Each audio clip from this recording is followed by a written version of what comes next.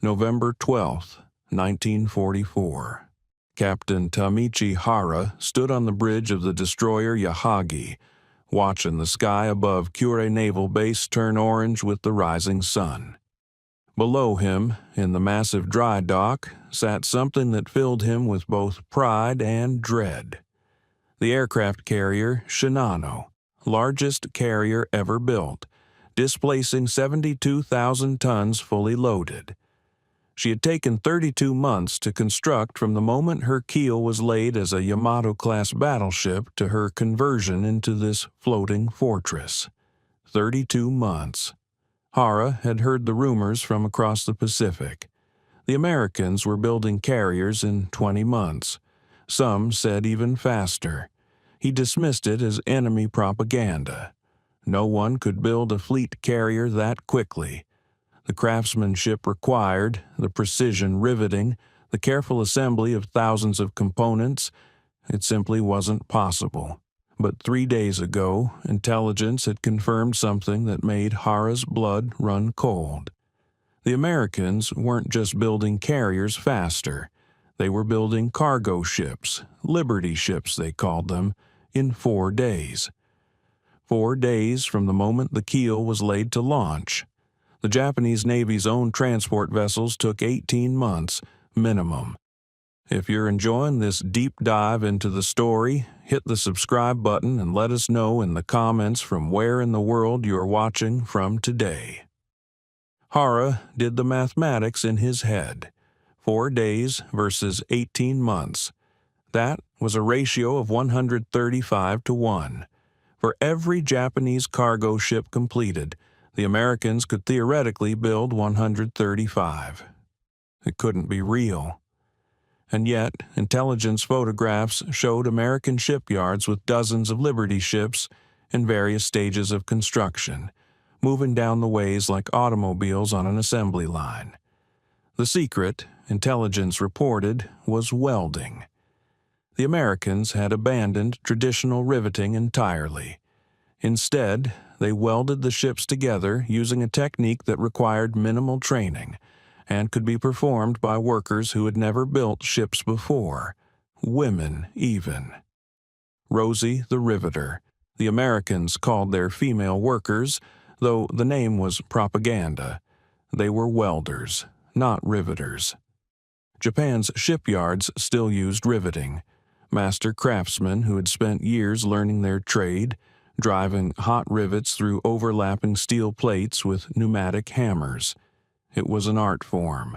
Japanese warships were works of craftsmanship, each rivet placed with precision, each joint inspected for perfection. The Americans treated shipbuilding like manufacturing tin cans, and it was working. This is the story of how American industrial methods, considered crude and inelegant by Japanese naval architects, created a production miracle that buried the Imperial Japanese Navy under a tidal wave of steel.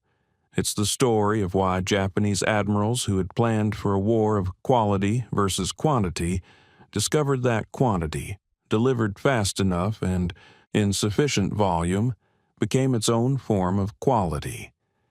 And why the beautiful, precisely riveted warships of the Imperial Japanese Navy, ships that took months or years to build, could not possibly win against an enemy that built ships in days.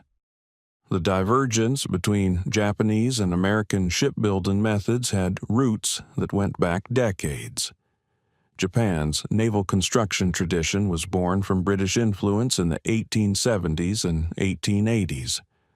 British naval architects taught Japanese engineers to build ships the way Britain built them, with riveted construction, careful hand-fitting of components, and an emphasis on craftsmanship. By 1941, Japanese shipyards had perfected this tradition. The Kure Naval Arsenal, where Shinano was being built, employed master craftsmen whose fathers and grandfathers had worked the same yards. A skilled riveter at Kure could drive a rivet every 12 seconds, maintaining that pace for an 8-hour shift. It took 6 months of training to produce a competent riveter, and years to produce a master craftsman. Welding was known to Japanese shipbuilders. They had experimented with it in the 1930s. But welding was considered inferior to riveting for major warship construction. Welded joints, Japanese naval architects believed, were more prone to cracking under stress. Riveted construction allowed for some flexibility in the hull, important for a warship that might face combat damage. The American approach was entirely different. Henry Kaiser, an industrialist who had never built a ship before Pearl Harbor, revolutionized American shipbuilding not through superior engineering but through superior organization. Kaiser had built dams, the Hoover Dam, the Grand Coulee Dam, massive concrete structures that required moving enormous amounts of material with brutal efficiency. When the United States Maritime Commission approached Kaiser about building cargo ships, he applied dam-building logic to shipbuilding. Break the ship down into prefabricated sections. Build those sections in dedicated assembly areas. Train workers to perform one specific task repeatedly. Then assemble the sections like building blocks. The Liberty ship design was deliberately simple, straight lines instead of curves wherever possible, standardized components that could be mass-produced, and, most importantly, welded construction that required far less skilled labor than riveting. A worker with 2 weeks of welding training could perform basic welding tasks, not as well as a master craftsman perhaps, but well enough.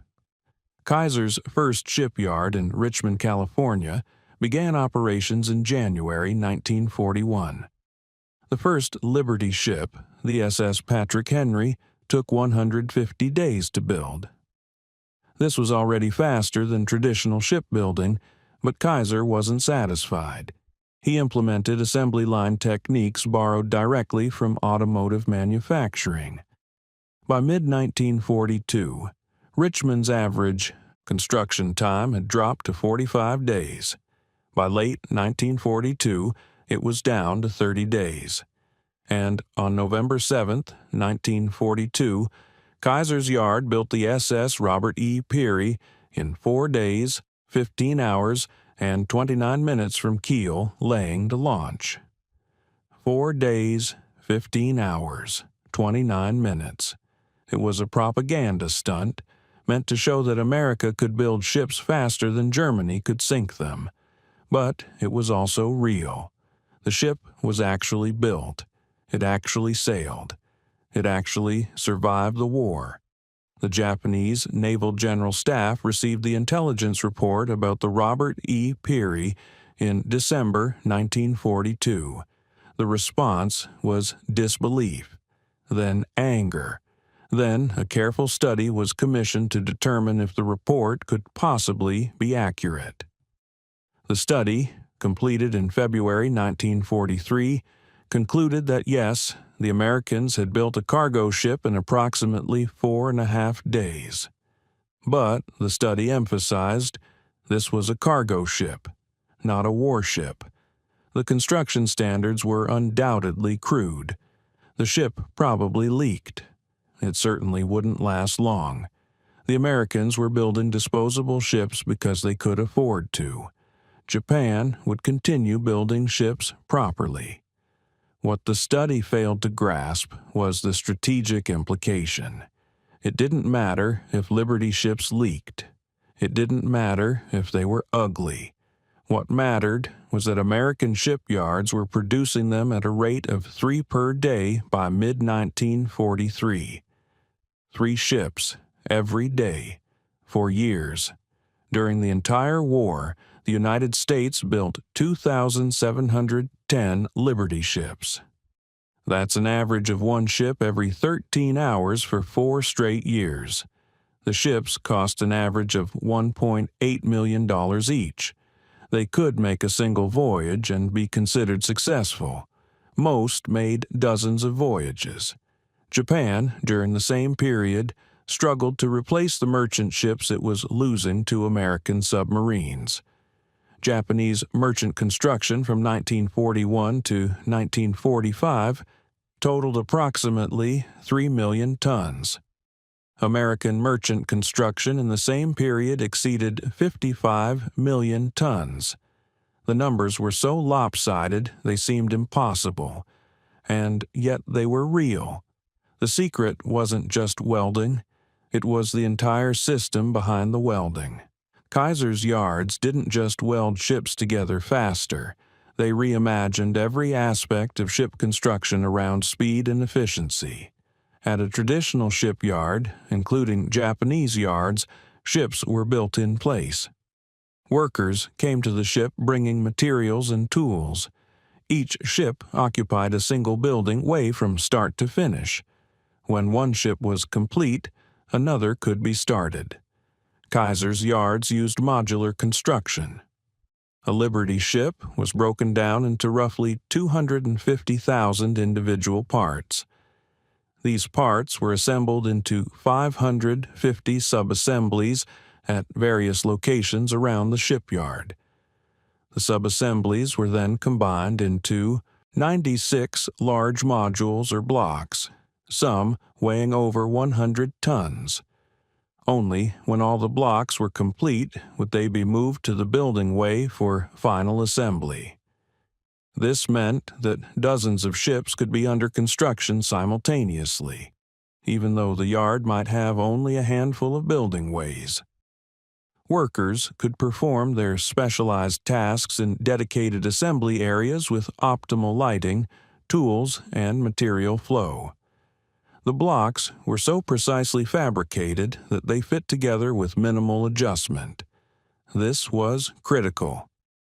In traditional shipbuilding, fitting and alignment consumed enormous amounts of time. Skilled fitters would mark, cut, grind, and refit components until everything aligned properly. Kaiser's blocks were designed with tolerances tight enough that they simply bolted together. This required sophisticated engineering and quality control, but once the system was working, it was devastatingly efficient. The welding itself was revolutionary. A Liberty ship required nearly 50 miles of welding. 50 miles. In a traditional riveted ship, the equivalent connections would be made by hundreds of thousands of rivets, each one requiring skilled labor. Welding could be done by semi-skilled workers. More importantly, much of it could be done by automatic or semi-automatic welding machines. These machines, guided by a worker but powered and controlled mechanically, could lay down welds faster and more consistently than hand welding. The workforce was equally revolutionary. Traditional shipyards employed men who had spent years learning the trade. Kaiser's yards employed anyone who could pass basic training. Women comprised 30% of the workforce at peak production. Many had never worked in heavy industry before. Ann Miller, a supervisor at the General Electric ammunition plant in Schenectady, became famous for setting production records. But less famous were the thousands of women working in Kaiser's yards, welding bulkheads, riveting, for the few rivets still required, painting, wiring, and performing every other task necessary to build a ship. This democratization of skilled labor was anathema to Japanese thinking. Shipbuilding was a craft. It required years of training. The idea that a housewife could learn to weld ship hulls in 2 weeks was absurd. And yet, by 1943, Kaiser's yards were producing Liberty ships with fewer defects per ship than traditional yards. The quality had caught up to the quantity. The crude American methods were producing ships that not only worked, but worked well. The contrast with Japanese shipbuilding was stark. In January 1943, as USS Essex, the first of her class was commissioned after approximately 16 months of construction. Japan was struggling to complete a single purpose-built fleet carrier. The carrier, Taiho, laid down in July 1941, would not be commissioned until March 1944. 32 months from keel to commissioning. She was a magnificent ship, heavily armored, carefully constructed, with attention to detail that reflected Japan's finest naval architecture. Essex was commissioned in 20 months. She displaced 63% more than an Unryu-class carrier, the Japanese equivalent, but was built faster. And Essex wasn't alone. By the end of 1943, the United States had commissioned 7 Essex-class carriers.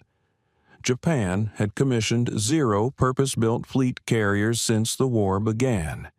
The mathematics were becoming brutal. The United States laid down 24 Essex-class carriers during the war. Japan laid down 1 comparable carrier, the Taiho. The disparity in construction speed meant that American carriers were joining the fleet at a rate Japan simply could not match. And carriers were just part of the story. Destroyers, the workhorses of naval warfare, showed an even more dramatic disparity. American shipyards produced 393 destroyers during World War II. Japanese yards produced 63. These weren't inferior American destroyers. The Fletcher-class destroyer, the most numerous American destroyer of the war, was comparable or superior to Japanese destroyers in most respects. They were well-armed, fast, seaworthy, and produced at a rate of approximately 1 every 12 days at peak production.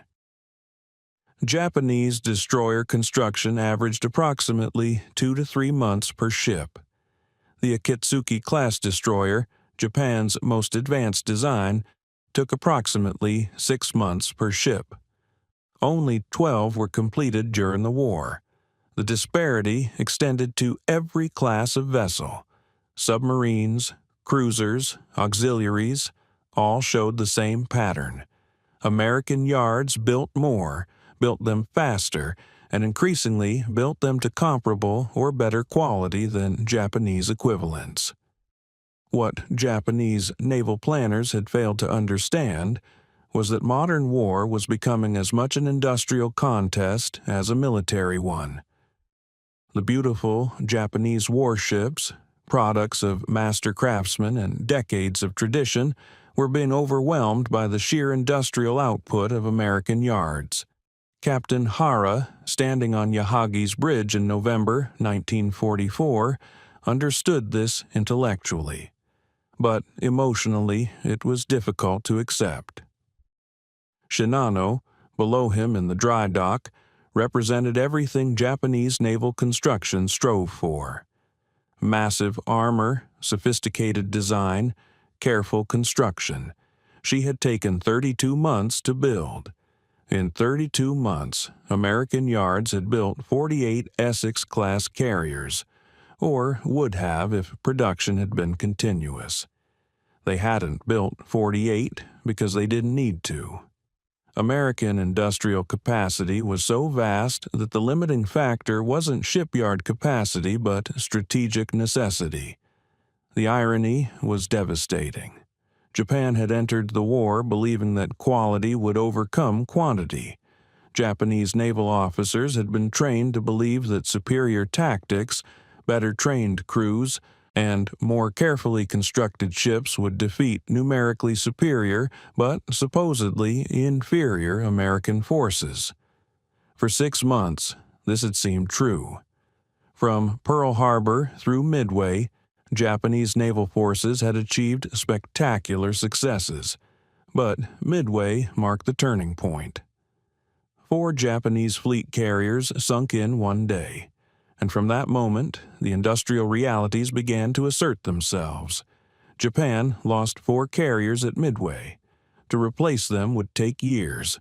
America lost 1 carrier at Midway, Yorktown. By the end of 1943, America had added 15 new fleet and light carriers to the Pacific Fleet. Japan had added 0 fleet carriers and a handful of light carriers converted from other hulls. If you find this story engaging, please take a moment to subscribe and enable notifications. It helps us continue producing in-depth content like this. The conversion projects themselves revealed the desperation of Japan's shipbuilding situation. After Midway, the Imperial Japanese Navy launched an ambitious conversion program. Submarine tenders, luxury liners, incomplete cruiser and battleship hulls, all were ordered converted to aircraft carriers. The conversions made sense on paper. You could create a carrier faster by converting an existing hull than by building from scratch. But, in practice, conversions consumed enormous resources and still took months or years to complete. Shinano, the greatest conversion of all, had been 45% complete as a battleship when the order came to convert her to a carrier in June 1942.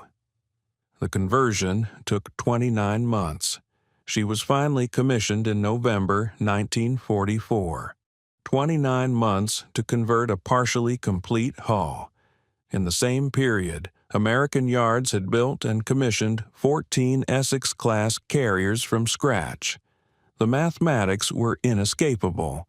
If you're enjoying this deep dive into the story, hit the subscribe button and let us know in the comments from where in the world you are watching from today.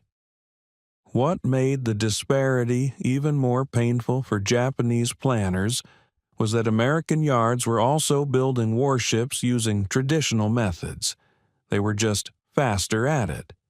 The Iowa-class battleships, America's most powerful battleships, were built using riveted construction for much of their hulls. But they were built in 30 to 36 months, comparable to Japanese battleship construction times.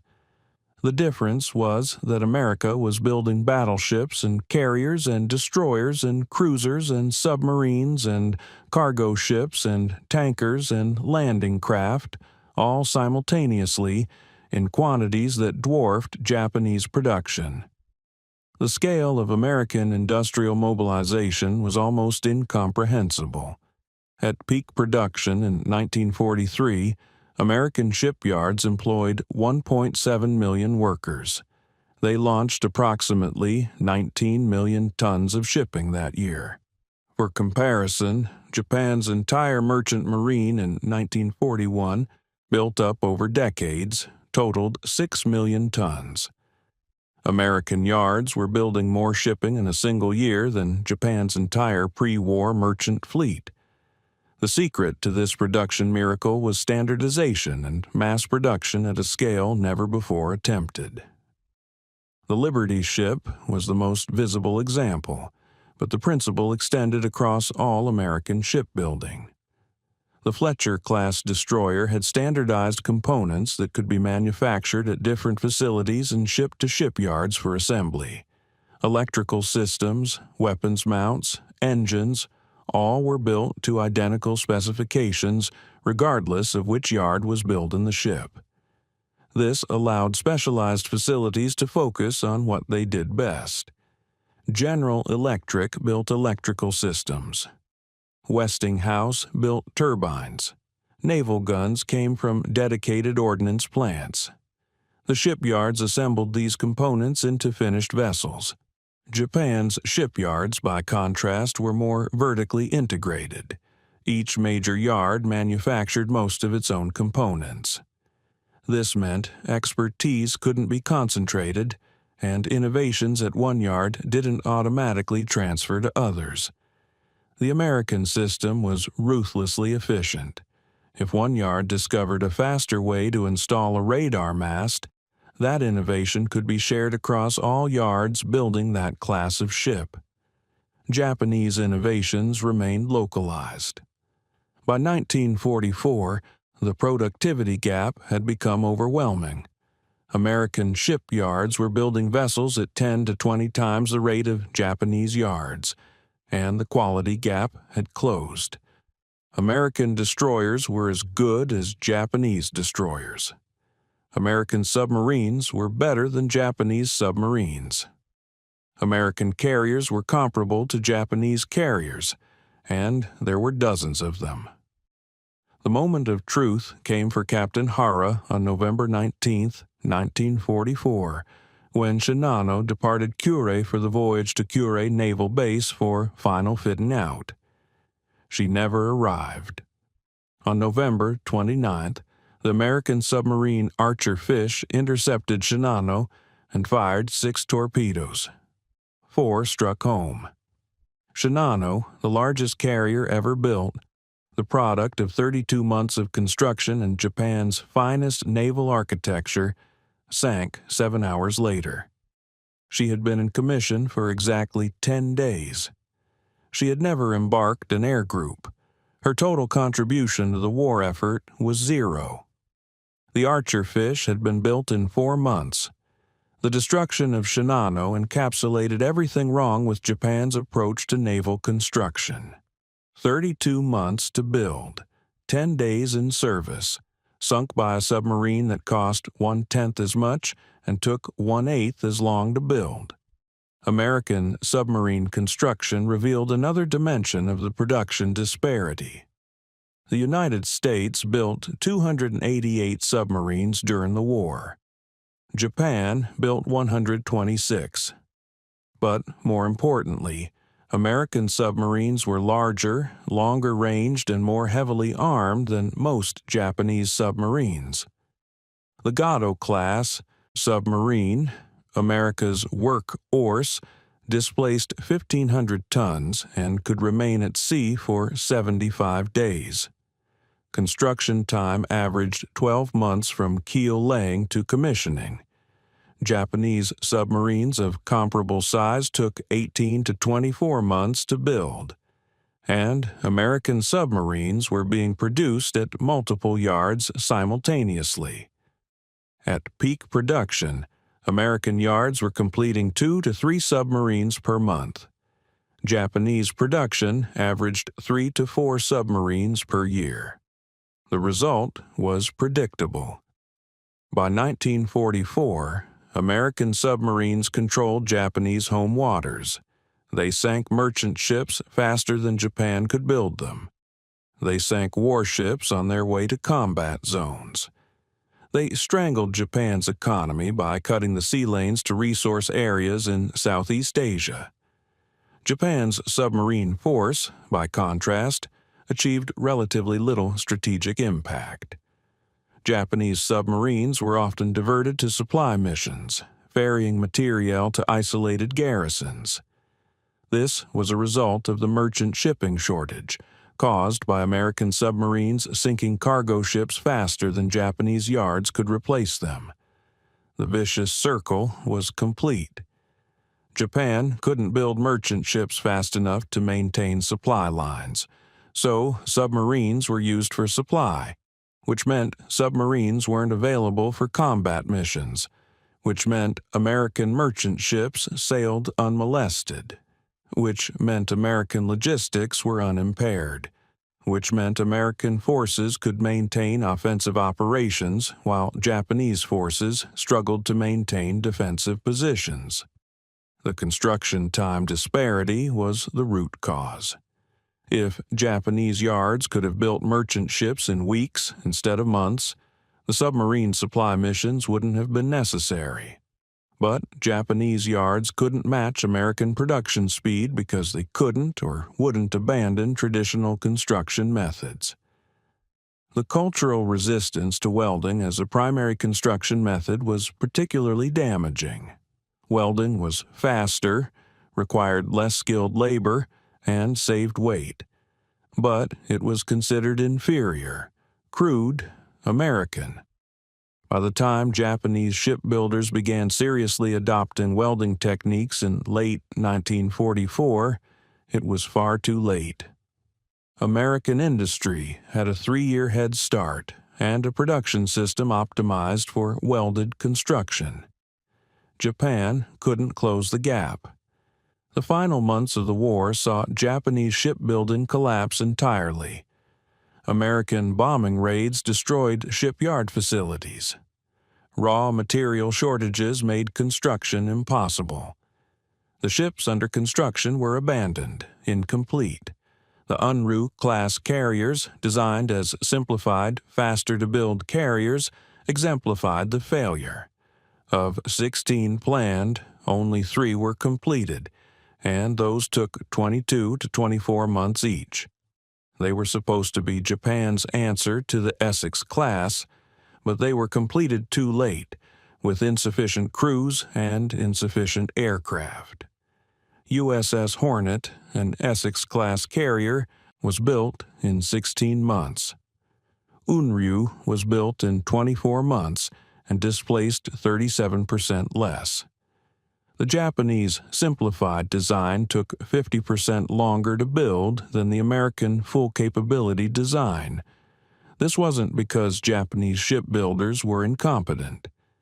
It was because the entire industrial system behind Japanese shipbuilding was optimized for small-scale, high-quality production. Shifting to mass production required changes that extended far beyond the shipyards themselves. American industry had been moving toward mass production for decades. The automotive industry, electrical manufacturing, steel production, all had adopted assembly line methods and standardized components. When war came, these methods transferred naturally to shipbuilding.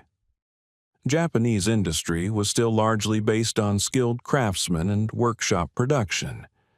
Large-scale manufacturing existed, but not to the extent it did in America. The industrial infrastructure for true mass production didn't exist. This fundamental difference meant that even if Japanese shipbuilders had adopted American methods, they couldn't have achieved American production rates. The entire economic system would have needed to change, and that takes generations, not years. Thank you for watching. For more detailed historical breakdowns, check out the other videos on your screen now, and don't forget to subscribe. The human cost of this industrial disparity was staggering. Japanese shipyard workers labored under increasingly desperate conditions as the war progressed. Shifts extended to 12, 14, 16 hours. Food rations decreased. Safety standards were abandoned in the rush to complete ships before American bombers arrived. At Kura Naval Arsenal, workers erected elaborate camouflage nets over the dry docks. They painted false streets and buildings on the canvas to deceive American reconnaissance aircraft. It didn't work. On March 19, 1945, carrier aircraft from Task Force 58 struck Kure. The raids continued through July. By August 1945, every major Japanese shipyard had been damaged or destroyed. The great battleships Yamato and Musashi's sister ship, still under construction as a carrier conversion, sat as burned-out hulks. Dozens of incomplete destroyers, submarines, and escorts would never be finished. American shipyards, by contrast, were already scaling back production by mid-1945. The war was clearly won. Ships under construction were canceled, not because yards were destroyed, but because they were no longer needed. American industrial capacity had so thoroughly outproduced Japanese capacity that the limiting factor became strategic necessity, not production capability. The final accounting was devastating. From 1941 through 1945, American shipyards produced 10 battleships, 27 fleet carriers, 71 escort carriers, 48 cruisers, 393 destroyers, 498 destroyer escorts, 288 submarines, and 2,710 Liberty ships, plus hundreds of other cargo vessels, tankers, and auxiliaries. Total tonnage, approximately 55 million tons. Japanese production in the same period, 2 battleships, 7 fleet carriers, 5 light carriers, 9 cruisers, 63 destroyers, 180 escort vessels, 126 submarines, approximately 3 million tons of merchant shipping. Total tonnage, approximately 8 million tons. The ratio was 7 to 1. For every ton of shipping Japan built, America built 7. But the disparity in strategic impact was even greater because American ships were joining a fleet that was advancing, while Japanese ships were replacing losses in a fleet that was retreating. And the construction time disparity meant that Japanese losses could never be replaced quickly enough. When Japan lost a carrier, replacing it took 2 years minimum. When America lost a carrier, there were already 10 more under construction, each one 12 to 18 months from commissioning. The Battle of the Philippine Sea in June 1944 demonstrated this reality with brutal clarity. Japan committed 9 carriers to the battle, including Taiho, completed just 3 months earlier after 32 months of construction. American forces had 15 carriers, including 7 Essex-class ships. The battle lasted 2 days. Japan lost 3 carriers, including Taiho. The United States lost 0 carriers. Japanese naval aviation was effectively destroyed. More than 600 aircraft and most of their trained pilots were lost. Japan had no way to replace those losses. The carriers could theoretically be replaced given 2 or 3 years. The trained pilots couldn't be replaced at all. The training infrastructure couldn't produce pilots fast enough, and there wasn't fuel for training flights. American losses were replaced within months. Replacement aircraft arrived by the hundreds. Replacement pilots, trained in the United States where fuel was plentiful and training could be thorough, joined the fleet in a steady stream. The disparity in construction speed created a disparity in operational tempo that made Japanese defeat inevitable. American task forces could sustain operations for months because supply ships kept them provisioned. Japanese forces had to withdraw periodically because supply lines couldn't sustain them. American ships damaged in combat were repaired and returned to service within weeks or months. Japanese ships damaged in combat often couldn't be repaired because repair facilities were overloaded and spare parts were unavailable. The Battle of Leyte Gulf in October 1944 marked the effective end of the Imperial Japanese Navy as a fighting force. Japan committed virtually every operational warship to the battle in a desperate attempt to destroy American landing forces. The plan was complex, involved multiple forces converging from different directions, and relied on American carriers being lured away by a decoy force. Parts of the plan worked. The Japanese decoy force successfully lured American carriers away.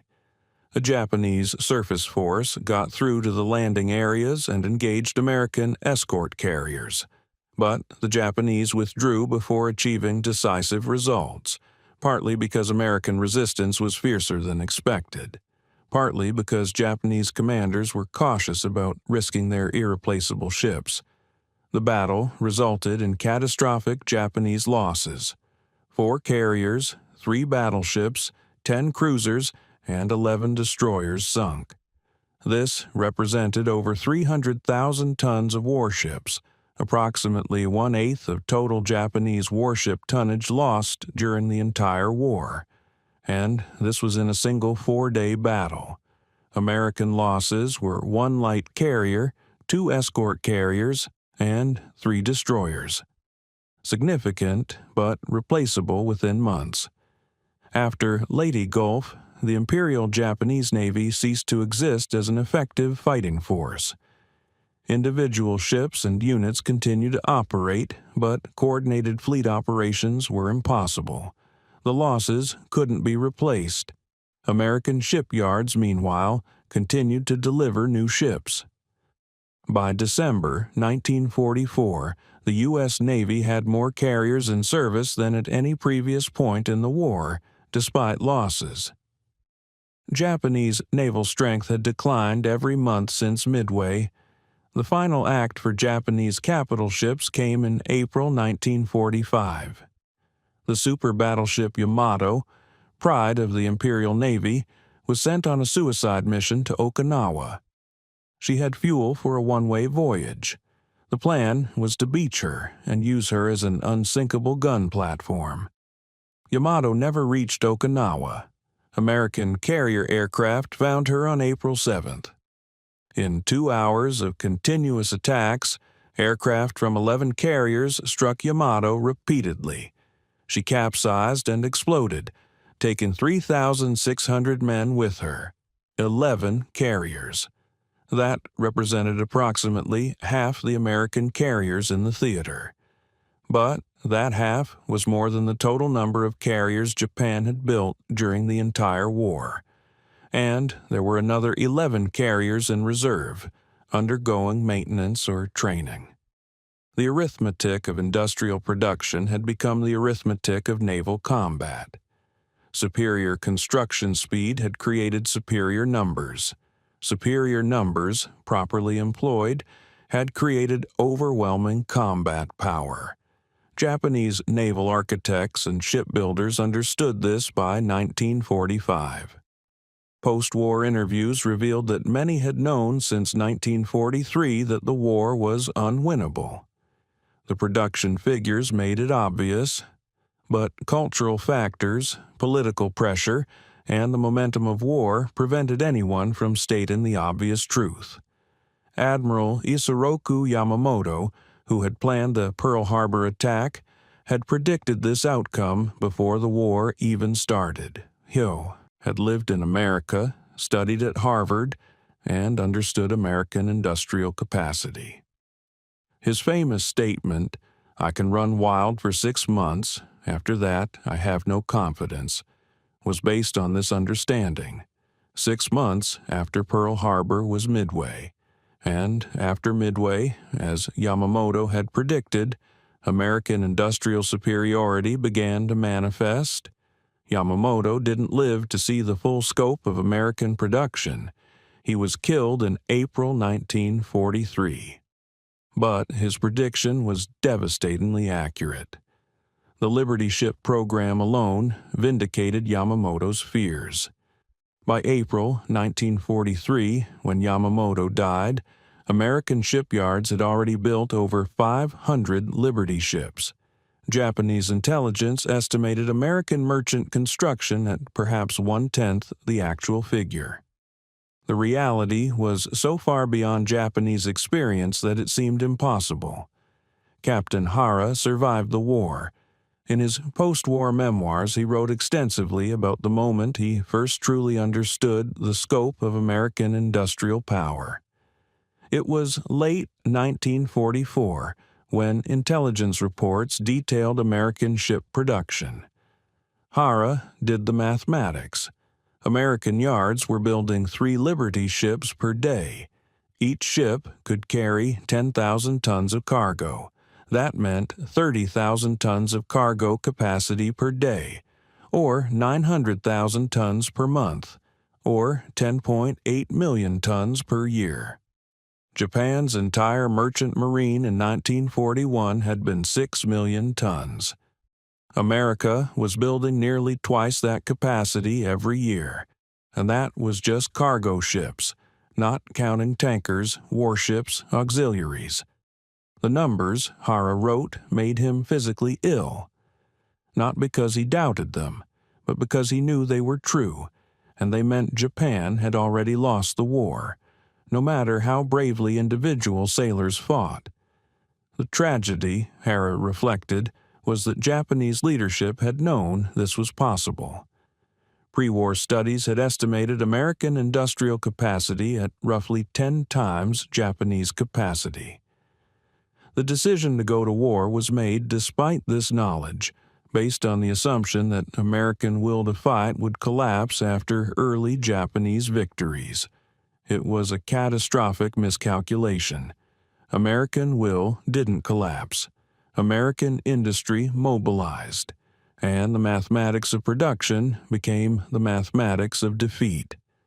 The Liberty Ship program was just the most visible manifestation of American industrial mobilization.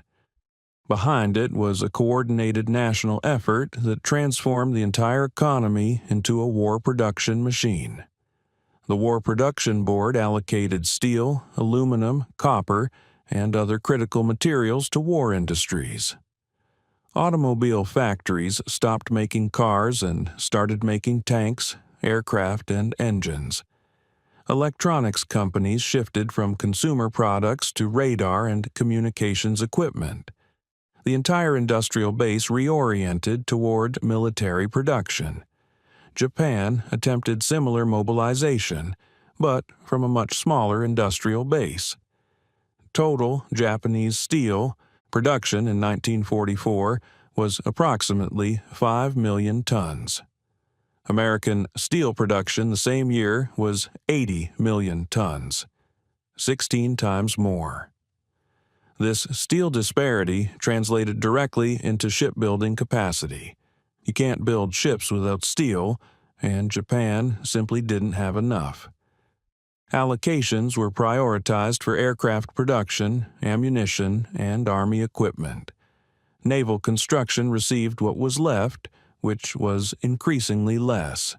By late 1944, Japanese shipyards were cannibalizing incomplete ships to provide steel for other projects. Destroyers under construction were dismantled to provide plating for escorts. The situation had become that desperate. American shipyards, by contrast, had more steel than they could immediately use. The limiting factor was often skilled labor, particularly in traditional riveted construction, which is precisely why the welding revolution was so important. It removed the skilled labor bottleneck. Kaiser's yards demonstrated that with proper organization, semi-skilled workers could build ships as well as master craftsmen, and do it faster. This was heresy to traditional shipbuilders, but it was true. The proof was in the ships themselves, which performed well in service. The Robert E. Peary, the 4-day ship, made numerous voyages during the war. She survived kamikaze attacks, delivered cargo to Normandy under fire, participated in Pacific operations, and was finally scrapped in 1963. 19 years of service from a ship built in 4 days. Japanese merchant ships built over 18 months often didn't survive 18 months of wartime operations. American submarines were sinking them faster than Japanese yards could build them. By 1944, Japanese merchant tonnage was in free fall.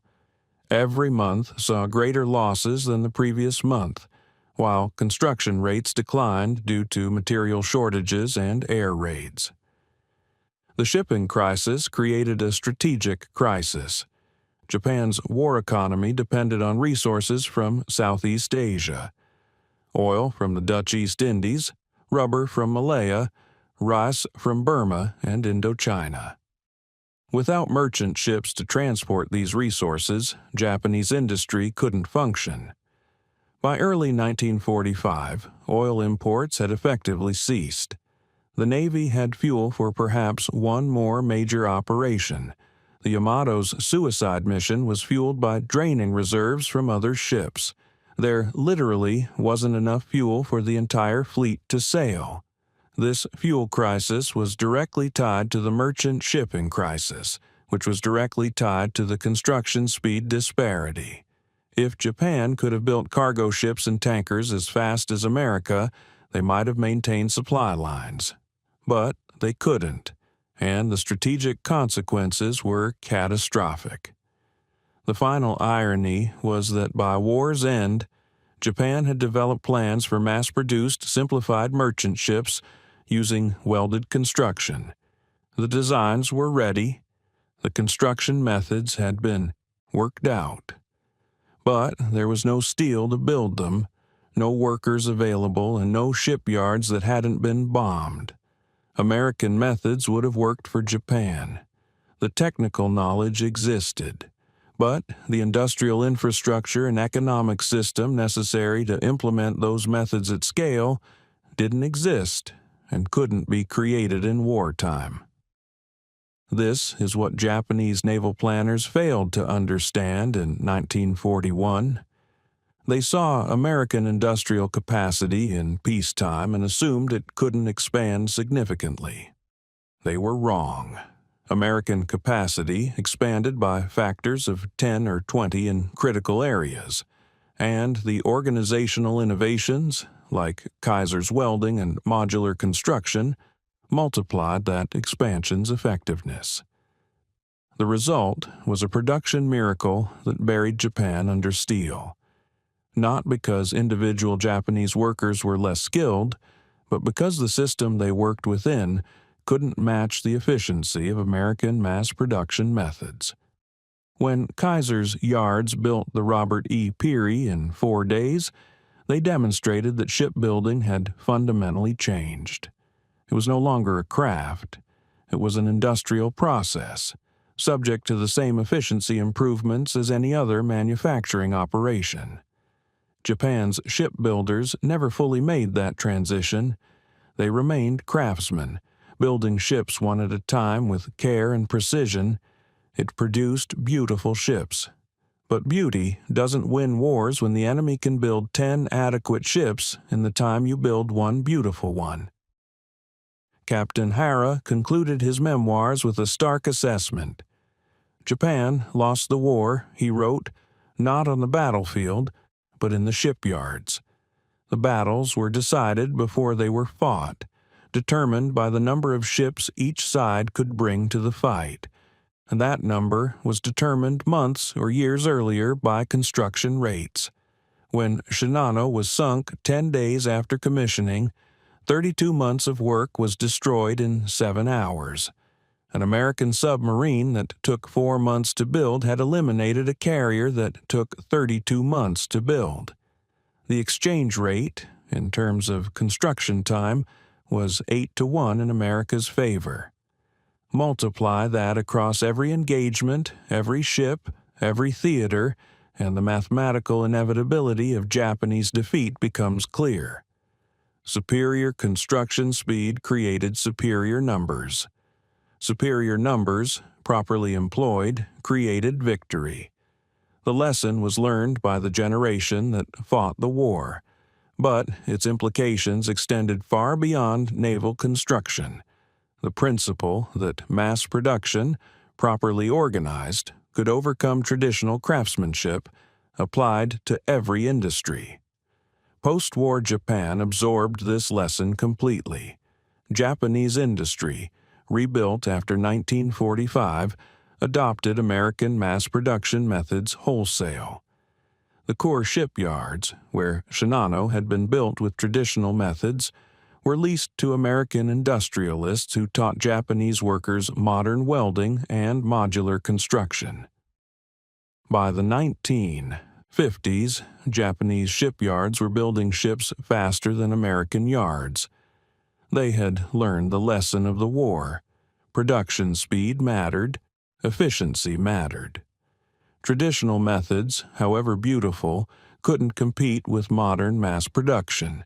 But in 1944, standing on Yahagi's bridge, Captain Hara could only watch Shinano and wonder how the Americans were building ships so fast. The answer would become clear, but too late to change the outcome. The war would end in 9 months. American industry had already won it. The fighting was just confirming what the production figures had made inevitable 2 years earlier. When Germany surrendered in May 1945, American shipyards were already scaling back production. Ships under construction were canceled. Workers were being laid off. The industrial machine was too powerful. It had produced more ships than the Navy could even crew. Japan fought on for another 3 months, but naval operations had effectively ceased. There were no carriers left to operate. Most destroyers and cruisers had been sunk. The few surviving ships had no fuel. The Imperial Japanese Navy existed on paper, but not in reality. The final tally told the story. American shipbuilding had produced 55 million tons. Japanese shipbuilding had produced 8 million tons. The ratio was 7-1, but the strategic impact was far greater because American ships were newer, more capable, and fully supplied. And it all came back to construction speed. 4 days versus 18 months. 16 months versus 32 months. The ratios varied by ship type, but the pattern was consistent. American yards built ships faster, and that speed differential, maintained over 4 years of war, created an insurmountable advantage. The Japanese Navy never knew, not truly, until it was too late. Intelligence reports detailed American production, but the figures seemed impossible. 3 ships per day. Surely not, but it was true, and the consequences were devastating. When the war ended, American shipyards had built more tonnage than all other nations combined. The industrial feat was unprecedented in human history, and at the center of it was a simple innovation: welding instead of riveting, modular construction instead of building in place, semi-skilled workers instead of master craftsmen. Simple changes, revolutionary results. Japan's beautiful, carefully crafted warships were overwhelmed by the sheer volume of American production. Quality lost to quantity, not because quality didn't matter, but because quantity, delivered fast enough and in sufficient volume, became its own form of quality. The Robert E. Peary, built in 4 days, served 19 years. Shinano, built in 32 months, served 10 days. The mathematics were brutal, but undeniable. American industrial methods, considered crude by Japanese standards, had won the war before the first shot was fired. The battles were important. The tactics mattered. Individual courage and skill made a difference. But, underneath it all, the production figures told the real story. And that story was simple. You can't win a modern war if the enemy builds ships in days while you build ships in months. The industrial disparity was too great, the time advantage too decisive, the outcome inevitable. Thank you for watching. For more detailed historical breakdowns, check out the other videos on your screen now, and don't forget to subscribe.